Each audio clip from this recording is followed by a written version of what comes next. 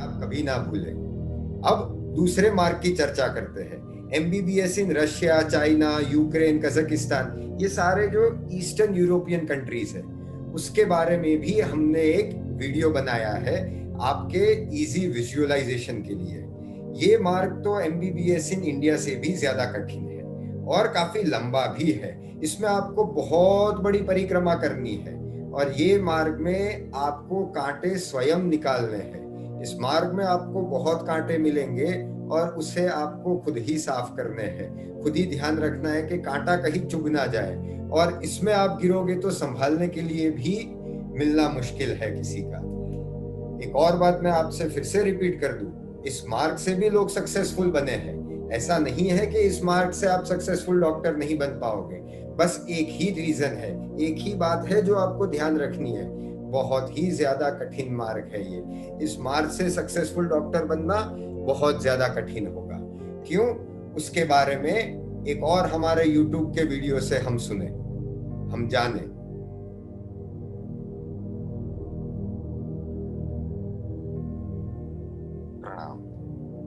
Should you choose MBBS in Russia, China, Ukraine, Kazakhstan, etc. to become a successful doctor? Let's understand a few points about studying MBBS in these countries. It requires, number 1, 6 years of study. Number 2, you get a very low passing rate in MCI screening test, which is now going to be the next exam. And number 3, total number of years you invest is about 6 to 7 years. Now, probability of getting PG in India is the same if not worse than after completing MBBS in India. Unfortunately, many admission facilitators have created an illusion that students would get PG in USA after completing MBBS in Russia, China, Ukraine, etc. This is genuinely not true. And the reason is the difference between clinical rotations and observership. Let us give you some facts. Clinical rotations can be done only as part of a medical curriculum and can never be done after completing MBBS. So if anyone is promising you ACGME approved clinical rotations after completing MBBS in Russia, China, or anywhere in the world is lying. It is not possible. They are offering you observerships or externships. These can be in ACGME hospitals. But please note, these are observerships and not clinical rotations. Some people call taking patient history as hands-on rotations, just to make a quick buck. But again, these are not clinical rotations. US clinical experience gained during clinical rotations in ACGME approved teaching hospitals in USA is the most important and decisive factor for getting PG in USA and not USMLE marks.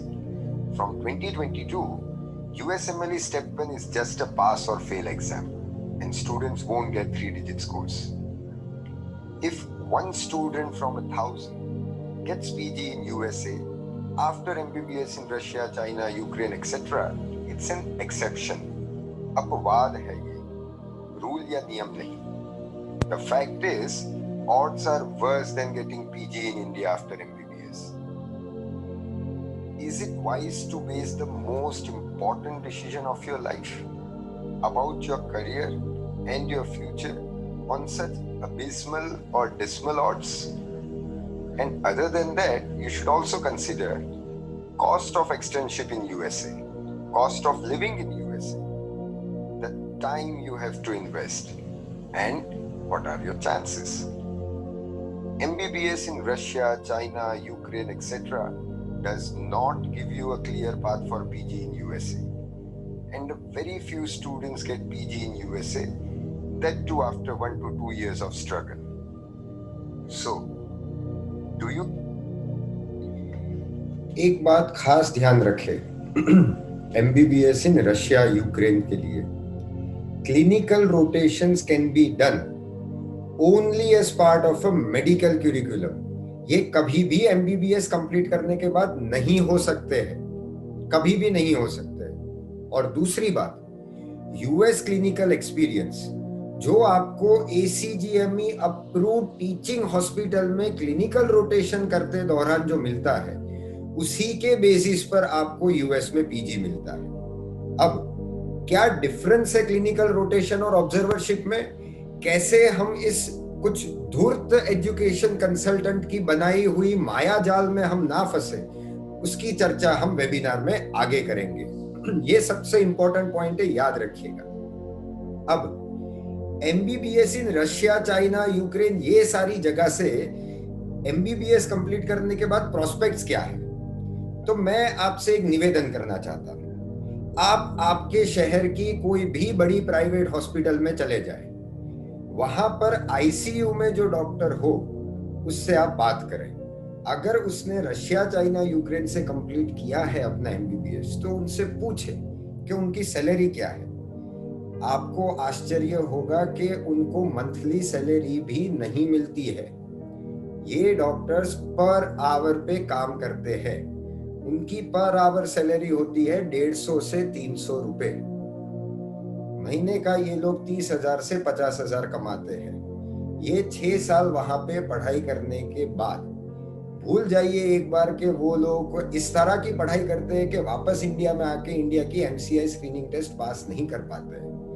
मैं अभी online देख रहा था, बहुत सारे लोग petition कर रहे हैं कि 50% से घटा के 30% मार्क कर दे एमसीआई स्क्रीनिंग टेस्ट के पास होने के। आश्चर्य है, किसी की जिंदगी आप आपके हाथ में लोगे और 30% पासिंग चाहिए।